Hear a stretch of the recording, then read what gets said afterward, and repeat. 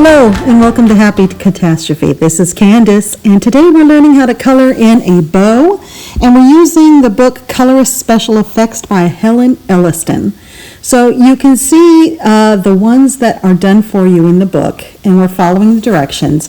What I have already done for you is step 1 and I've used the brightest red that I had in the Prismas to do this base color, and that's the step 1.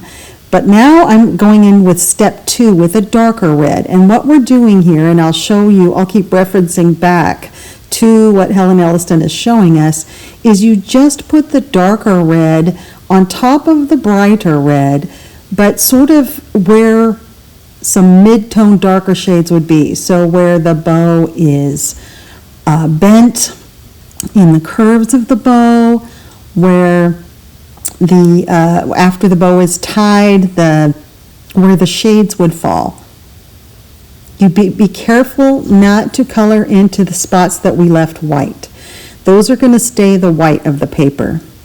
Now before, when I've done bows, I've colored them all red and then I've tried to put the white back in with a white gel pen, and that has never worked out well. The white gel pen turns pink or it just doesn't look real. So I found this book used online and I saw that it had a trick to coloring bows. So this is my first time. So I've put in these medium dark shades, this medium dark red, and I'm going back over with my bright red, and I'm just using Prismas, but you can use any pencil works. So use a bright red, and I thought maybe my white space was just a little bit too big. So I'm bringing the red in closer. Now I am making my white space smaller than what Helen Elliston does. As you can see in the underneath my hand there is the step 1. She keeps her white spaces pretty big. I decided to make mine just a little bit smaller. I thought they were too big. But this is my first time doing a bow. I will do a second one in this video. I will do one down there on the bottom right hand side, and we'll see if I continue to make those white spaces smaller like that. I'm kind of liking the way it's looking here. I'm just putting back in some brighter red, extending that red down.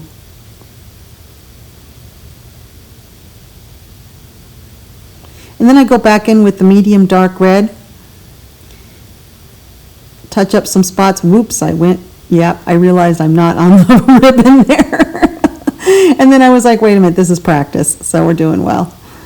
I realized I had forgotten some there on that underside of that bow. So it's kind of going back and forth. Now, yes, am I starting to burnish the page? Yes, I am. So that was a lesson learned, to go in with a little bit lighter hand, but then again, I'm really new at Prismas. So if I had done this in polys, I would have been going in with a much lighter hand. And now I'm worried that I took away too much white. So I got smart and quit kind of wiping off the red crumbles with my hand because it was making marks on the paper. But now we're going down to layer 3, and this is where we go to our darkest pencil. If we're using a 3 pencil combination, you can't even go even darker. And I picked a dark indigo, as Helen suggests, rather than black. And I think that works pretty well. I think black, I'm checking it out now because I was considering using black instead. And I was worried that this was, but then after looking, I was worried that this might be too much of a jump into the dark, that maybe there needed to be one more dark red before we went to indigo. But I'm going to go ahead and trust the process and just do it. And I'm doing it very lightly. And where step 3 says is you put it, again, we're going back into the darkest areas, but we're just putting little bits. We're not covering all of that medium dark red we put in. We're just doing the tips, just to give it some more shape. Light areas reflect light, and dark areas absorb light. So this is the trick to make things look 3D, is where it's dark, you make it pretty dark, darker than what you think. And where it's light, you make it really light, lighter than what you think. There needs to be a big contrast between your dark areas and your light areas. However, I'm looking at this and it's looking like the dark areas are too dark, that it looks, rather than giving a 3D effect, it's starting to look to me like they're dirty spots on the bow, right? So I'm thinking that I needed a third red before I went to this indigo, a dark, dark red. And she does mention that, that you can use 4 colors. But it's not terrible. I think I am going to go back in, though, and add some. This is some of the bright red. I'm trying to darken things up to make it blend in with those dark spaces better. And that's not terrible. So that's good for a first try, I think. You can see it there. It is a little shiny because it's burnished. And yes, I went all over the place outside of the lines. But now I'm going to try it for a second time. Now that I understand the process, let's go from the beginning. So we're putting in our bright red first. And this is where we put the most color in. And we go right up to what would be the largest bulge, hump of the bow, right up to where, and we make where we're going to leave it white, and we make that edge rough. We don't leave a straight line because that's not how reflections work, and it would look artificial that way. And I'm already decided that I'm going to make my white area small, that I like it that way rather than a great big white area. So I'm just roughly putting in color. And I am not being super careful. This is all about learning the technique, not about making a perfect looking bow. So if you're following along with me, or if you do this later on your own, give yourself a break, just focus on the technique. Don't worry about it being clean and not messy.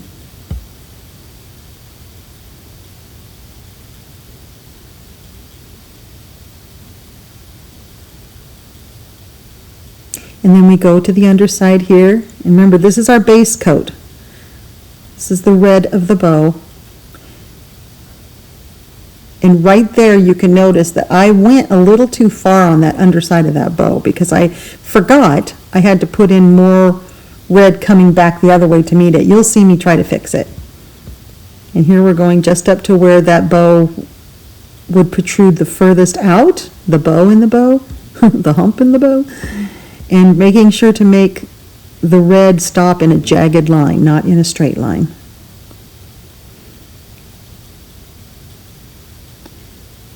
Yeah, I'm starting to see where I made that mistake, but we're going to go ahead and work on this part now. This would be rounded so that the middle would be the highest protrusion, so the middle is what's left white. And this looks sparkly and shiny because of me being close up and the light. It's not sparkly, it's just regular red Prisma. But that would be pretty if I had a pencil that was that sparkly. That'd be fun, but I don't. And now we're just putting the red, just like I did on the right side, I'm doing it on the left side.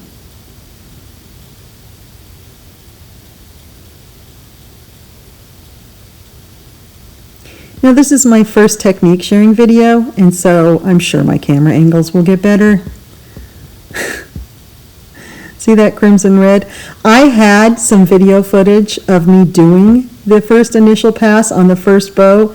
It has been lost somehow, but it was probably good because I got very frustrated with that crimson red. It's one that has broken lead on the inside, and I may have made some very nun-like gestures at it on the camera. So Karma erased that video somehow. I can't find that part of the video. But I was pretty annoyed with that pencil.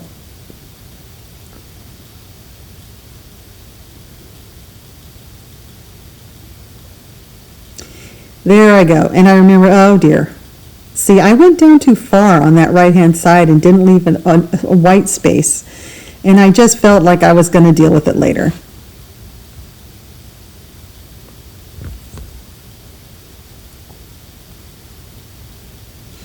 At some point I do realize I'm slightly out of camera.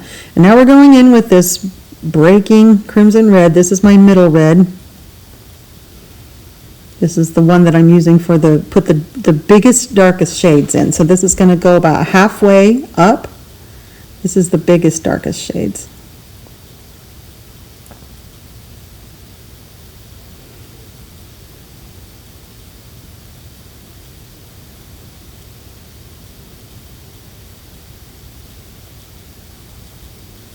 I am not sure if I can fix this the way it's supposed to be, so I just do as best I can.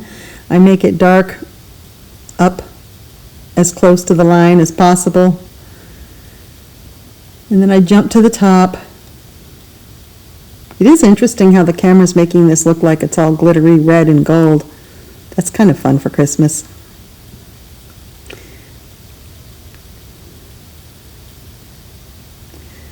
But hopefully you can just see where I'm putting these marks, and you can try it yourself. Now you can do this with any color. It doesn't have to be red. You can make a blue bow, you can make a gray bow, you can make any color. Just use the same techniques. Your lightest color will cover the biggest areas, then a medium dark one will go over about half of that area, starting from where the bow would be the darkest. And then 2 or 1 more dark shade. You could go 1 more dark red until you do the little touches of indigo, which I kind of think look better. I can't remember if I do that here, but we'll see if I add another red before I do the indigo. But you can already see that the bow is looking more 3D than if I just color the whole thing red and then put some white gel pen on it. This is a much more effective way of doing it. You could do this with alcohol markers as well. If you enjoy alcohol markers and enjoy blending with them, which I do.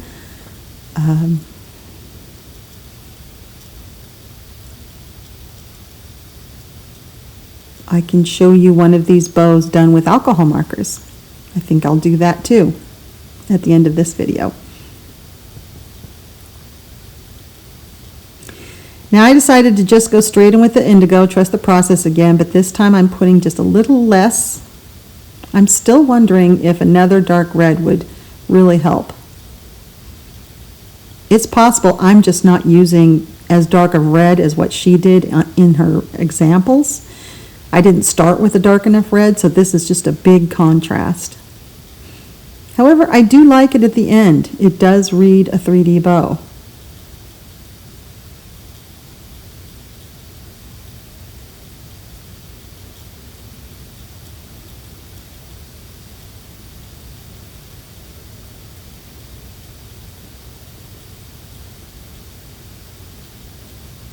Especially that middle part, that really does look very realistic now that I've added the dark into it.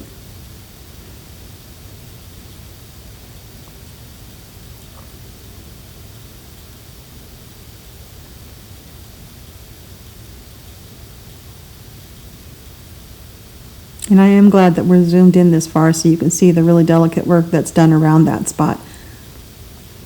I'm starting to really like it.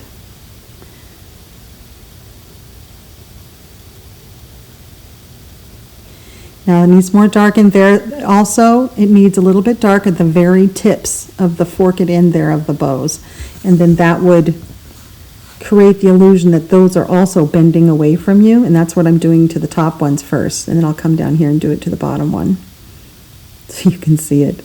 My apologies for being outside of the camera angle here, but I'm doing the exact same thing I did on the right-hand side.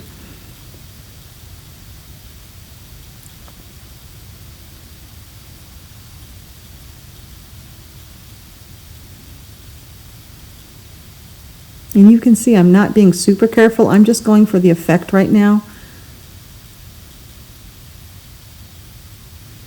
I'm putting some of the brighter red back in. I'm trying to make that dark blend in better so it's not so stark.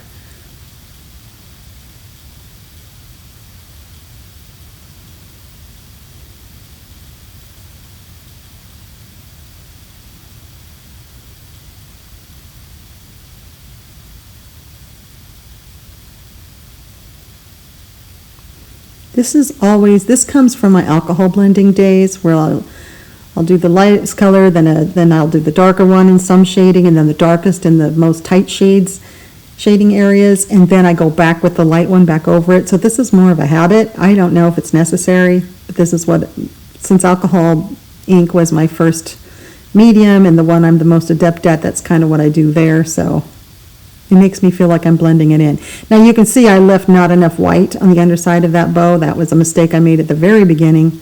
I could have tried to erase it, but this red doesn't erase all the way, and so I just figured I'd leave it as a learning tool. I do like the red that I'm getting in there. I'm going to show you this. Of course, it's going to be sideways because that's what happened. But you can see that that bow I really like. That turned out really well. So when you get a little bit of distance from it, it looks pretty good. And I think 3 colors works fine. And I think it would be okay to stick with 3 colors. If you wanted to give it a little more depth, I think a third dark red before you went indigo would be a good idea. So I decided to go ahead and try it in alcohol marker. And I copied the drawing onto just some regular old copy paper with a waterproof and liquid-proof liner. And then these are the alcohol inks that I'm going to use. They're basically a corally light red and then moving on down the spectrum to darker reds. So on my first attempt here, I'm going to put in all of the color over the entire bow and then move to the next color. Meaning that this will be completely dry when I go to put in the second color. So I want to see how the blending goes if I let the ink dry before I try to blend another color on top of it. So this is the coral and this is the base red. So this would be your brightest or your lightest color. And then we're going to continue to get darker as we go. So these are Copics, of which I'm really familiar with. I don't use them on copy paper that much, so I don't pay much attention to the bleed through the lines, because again, I'm just looking at the technique here. I'm not too concerned about making a perfect bow. But I just want to see how it works with alcohol markers, which are a different technique of blending than pencils. With alcohol markers, you have to use special movements and make sure you're not jumping shades too drastically. You want to make sure the shades are fairly close to each other. It works best to blend when they're slightly wet, but sometimes the colors blend into one pretty color, but you lose the gradients when they're wet, so I thought maybe trying them when they're dry would be best, meaning that as I'm coloring, the layers that I'm putting down are drying on this pretty porous paper. And if we remember Helen's techniques, we leave the part of the bow that we think might be sticking out towards us white. Now, I wasn't sure what to do with that right hand. I think the right hand bottom bow, I might not have the white in the right place, because I think that would be a dip in the bow, wouldn't it?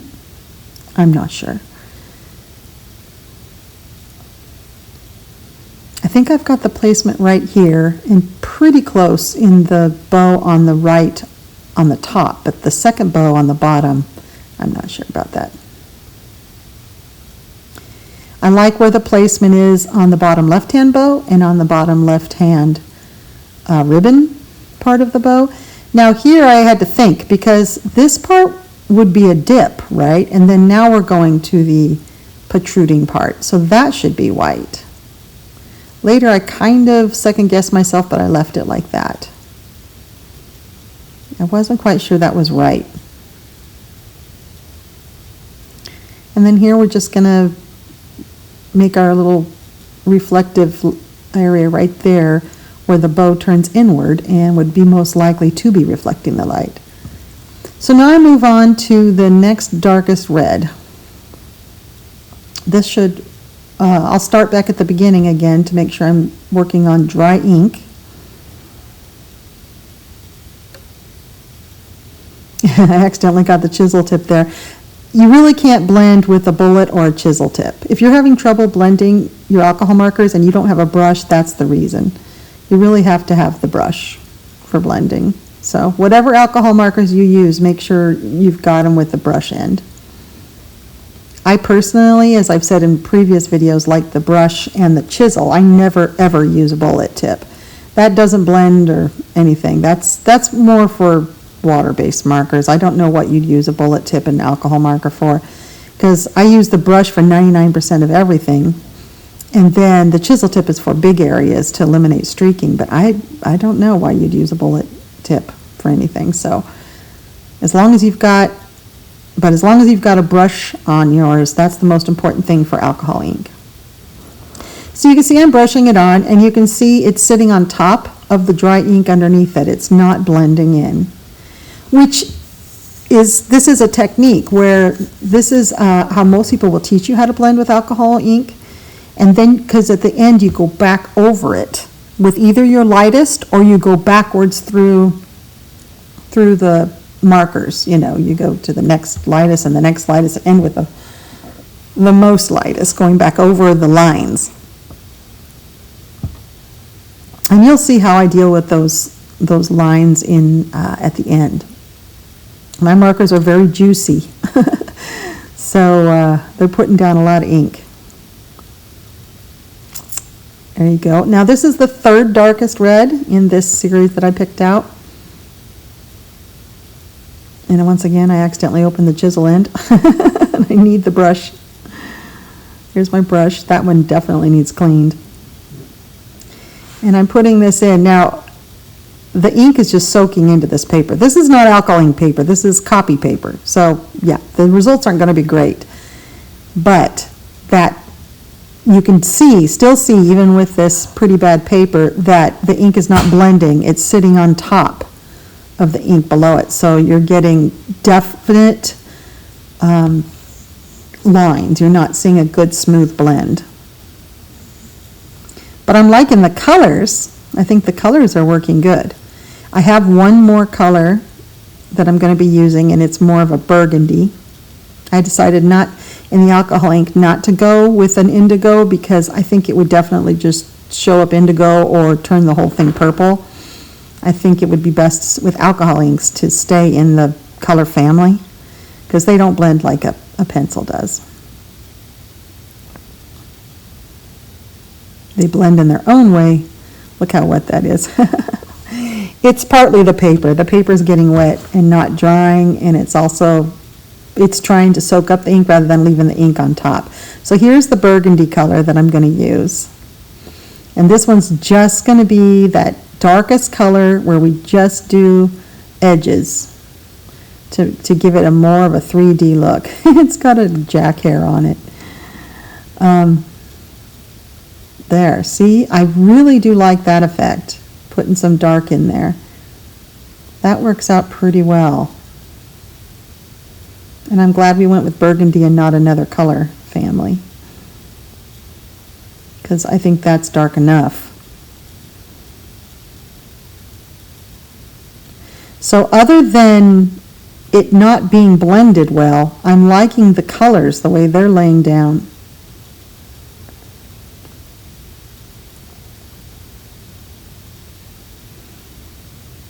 And of course, with alcohol markers, this was really easy and quick.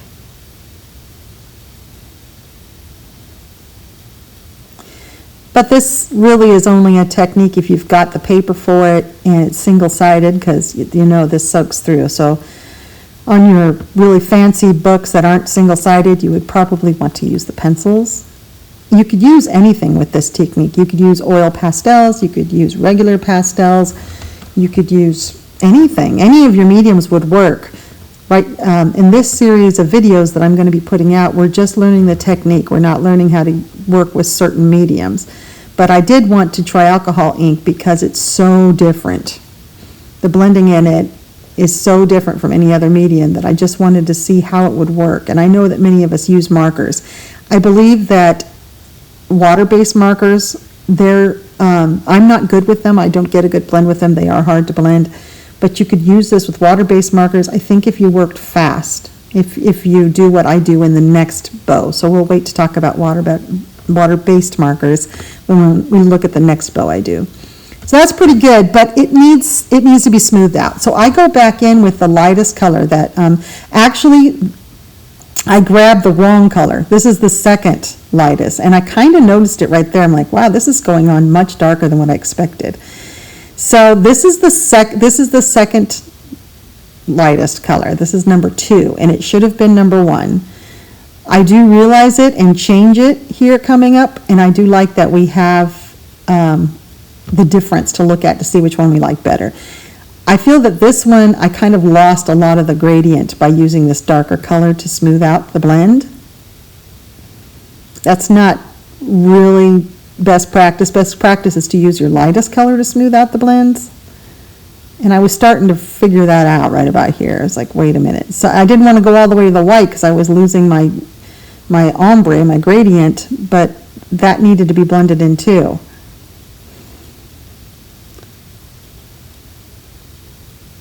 It's still pretty, and it still looks very 3D. But the white is very contrasted with that darker red. Here's where I realized what I did, and I switched over to the red I meant to do. This is the, I still don't think this is the lightest red. I thought coral was the lightest red. This one's better though. I think we're keeping the, oops, I think we're keeping the gradient while still working with the blend. Now that's not bad. That's not bad. That worked out pretty good for alcohol markers. So I'm going to do it again, and this time I'm going to use the technique of not letting the ink dry, of just doing one part of the bow at a time and blending as we go. So let's look at that. All right, so I redrew the bow on another part of this paper, and now we're going to try the technique of starting with our lightest red and moving to our darker reds, but doing one section at a time, so it's still wet when we're laying down the second color. And as you can see, that gets rid of the sharp edges and blends it a little bit better.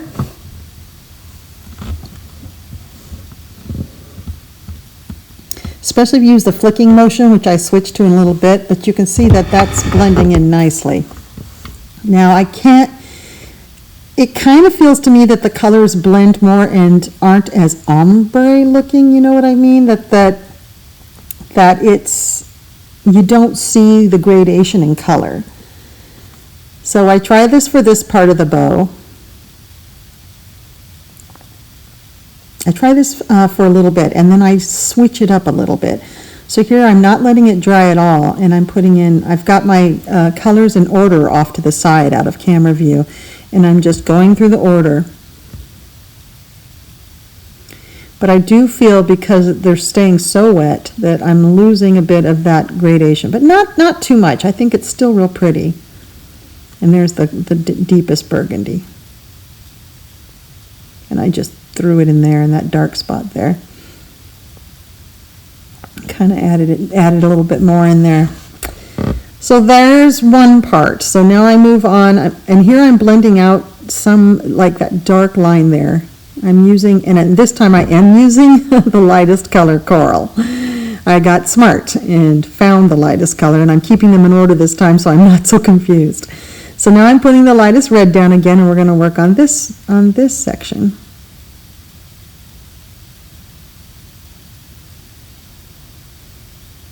Trying to make sure that it's not too straight of a line. And here we go with our second red. Look how wet that is. Oof. This paper really stays wet. And now we're going to use the third red. But because it is so wet, it blends nicely. And now I'm doing the flicking motion, which is the best thing to do if you want to blend in alcohol markers. As they dry, they sort of run together. And now I'm putting in that really dark one, and it's almost not going down because it's just so wet. So I start to think maybe I should give myself some time. Maybe because this paper is not alcohol ink paper, it's just copy paper, maybe I should do a couple of sections at the same time. So I'm letting it dry just a little bit. And here I'm going back in with the lightest color, coral, to smooth out those lines that are still remaining. And I think that's really nice, actually. The white highlights are very white because we're losing a bit of that lightest red. And as you can see, and you can watch this one, I got too close with the red, and so the alcohol ink is bleeding together, and I'm starting to lose that white line. So that's one thing you want to be careful with. If you do this with alcohol markers, you really need to make sure that you leave any, I'm trying to get it to dry a little bit, you leave any spaces you want to leave white a little bit larger than what you would do if it were pencils, because your alcohol ink will run. And it's very hard to go back. You'd have to then start using white gel pens, and it won't look the same as the rest of the bow. It's really hard to put the white back in. But I am liking what's happening here. It's very blended. It looks very smooth. And it still is going pretty quickly. So now I'm feeling like I've really got the technique down and I can move much more quickly. I know where to put the white highlights, what order things are going into, what I'm going to do next. And here's where I decide, I'm going to let that dry just a little bit so it's not quite so wet. And we'll try doing 2 sections at once.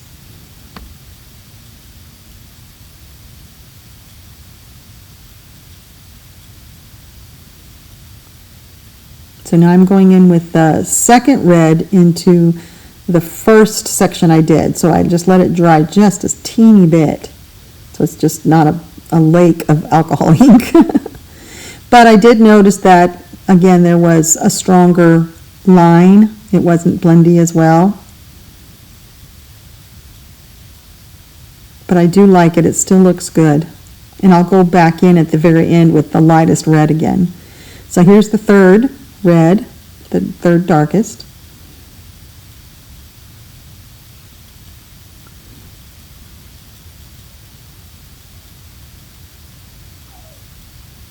Yeah, and then it's very wet, but we're going to go in with the dark one, the burgundy.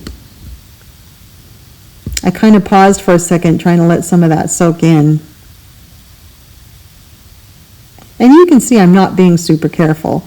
I really just want to look at the technique and see how it's working. Oh, it looks like I decided to hold off because that was it was still sort of a puddle of alcohol ink. So I decided to move on to the next section, and I'll go back in and put that dark color in as soon as it's dried just a little bit. I'm experimenting now with how long I should go before putting on the next layer. So so I can get that nice balance between it's not too wet. So here I'm going back in with the darkest red. It's not too wet, so I'm still getting color laid down, but it's not so dry that it's causing harsh lines.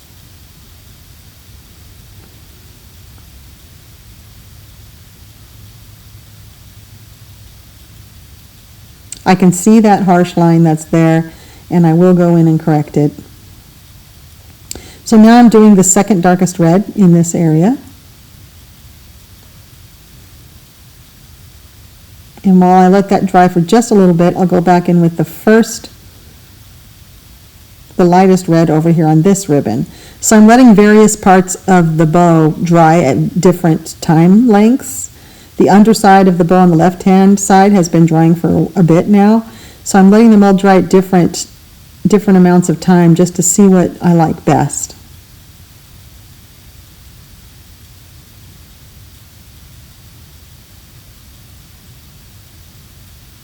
And the technique is getting easier as I practice. I highly recommend practicing before you use it in your Christmas books, or any book where you're going to have a bow and a hair, like Alice in Wonderland always has a bow in her hair. And just get used to the technique. You can easily draw one of these bows or copy it out of your book. Just put a copy paper over the bow that you're intending to color in your book and copy it, draw it onto your paper and practice and see how you like that bow being done.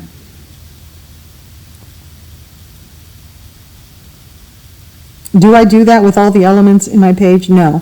But I am noticing certain elements that appear over and over that I'm struggling with, things like lights and crystals and balls and spheres and bows. And when I find those things, for around Halloween, I noticed I couldn't get my pumpkins to look realistic. I'm looking for the technique and then learning it. So I wanted to share that with you, that as I learn these techniques, I'd like to share it with you so that you too can do it. Because I can't be the only one who struggles with making a bow looking realistic. Or maybe I am, and maybe you all know how to do this already.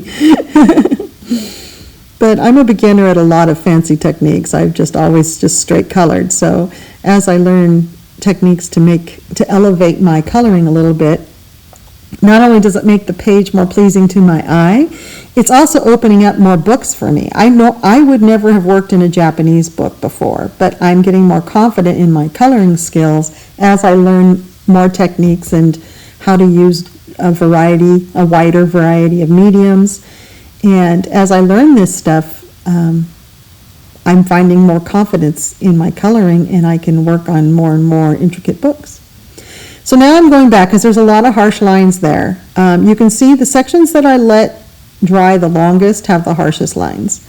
And I'm going back in with my lightest red, the coral, and that works nicely to re-wet everything, get it all to mix without losing the gradation of color.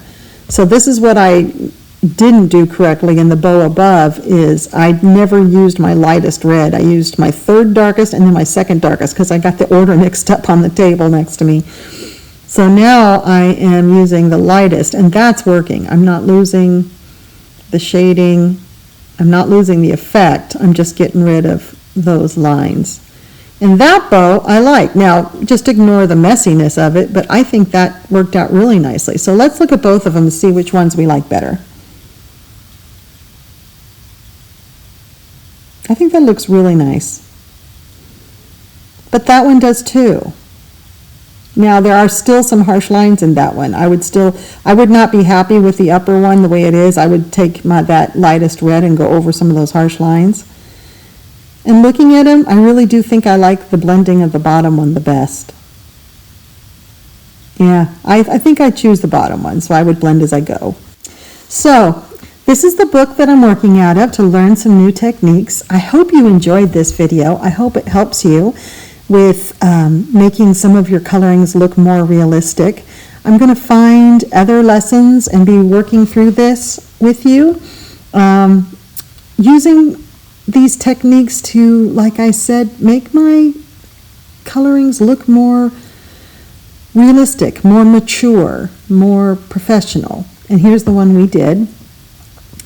You can see the different, I'm going to show you the first step. Here's the first step. Remember, we just put the lightest red down in the largest areas, leaving those protruding areas white. And then we go in and we use our second darkest red to start adding shade. And then our third darkest with an indigo or a darker color using the darkest shades. And then she has a tip there for using a red highliner or a red fine liner to add more details if you want. So those are the two we did, and I think they look really good.